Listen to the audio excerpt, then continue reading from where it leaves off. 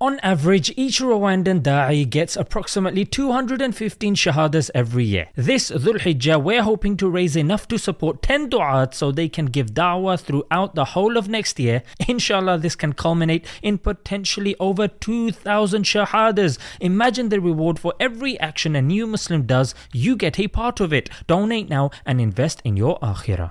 Assalamu alaikum guys, and welcome to another episode of Smile to Jannah. Satan, the most nefarious architect of chaos and corruption. Behold, the central figure draped in the cloak of malevolence, in the grand theatre of morality's strife, where virtue clashes with vice in eternal combat. At least, we all thought so, until recently, that is. Despite constant reminders of humanity's technological advancement, they fail to tell us about its moral decline. Yeah, I get it. I can take a really clear picture using my phone. But why are people aborting their babies, promoting sexual deviancy, and taking their own lives? In Pennsylvania, within the US, a school will host the after-school club of after-school clubs. It will be hosted by Satanists. Oh yes, on their favorite topic. You've guessed it. Satanism. In fact, when this decision was challenged, the federal judge ruled in their favor for the sake of, and here's the kicker, freedom of speech. You are a disgusting person. No freedom of speech for Julian Assange, for Chelsea Manning, or even the Palestinians. You understand? Yeah, basically what I got from that is Free Palestine! But creepy guys with pitchforks, go ahead mate. So they caused a stir when they started distributing flyers in the school because, you know, they expected the turn up to be quite low, which is expected. Not because it's to do with Satan, nah mate, because there's a saying, no soul yearns to endure hell twice. One being school and the other being a club after school.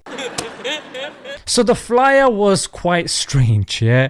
Much like a stripper club promoting modesty and religiosity as their ethos. It mentioned stuff like learn empathy, compassion, which clearly goes against the teachings of their sheikh, who preaches selfishness and cruelty. They boasted of science projects, puzzles and games, because that's what you need to become acquainted with the wretched embodiment of wickedness and deceit. A good old-fashioned puzzle and a Bunsen burner. You're a fraud! The Quran offers a profoundly simple counsel to such lost souls. And whoever takes Satan as a friend instead of Allah has sustained a great loss. In other words, you're a loser because you're on the wrong team, mate. The Prophet ﷺ captured the essence of our era by stating, a truthful person will be disbelieved and a liar will be believed. And what's most concerning is that they are targeting our kids in schools, no less. In the recent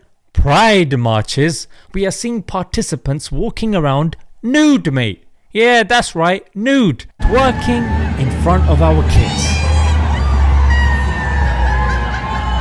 wearing extreme sexual clothing and normalizing it to our little nippers. These parents are clearly not up to raising kids, mate. Dogs and cats, maybe. Human beings, hell no. So what else can we anticipate from the ethos of liberal morality? You know, the basis of the morality here in the West, yeah, liberal morality, which finds its essence in the encouragement of two things: pleasure and freedom maximization, as epitomized of course by the philosophy of J.S. Mill and Kant. What can be said? May Allah have mercy on us, grant us the ability to spend and invest more in our kids, because if you don't, then they sure as hell will. Let's leave it there guys, until next time. Assalamu alaikum.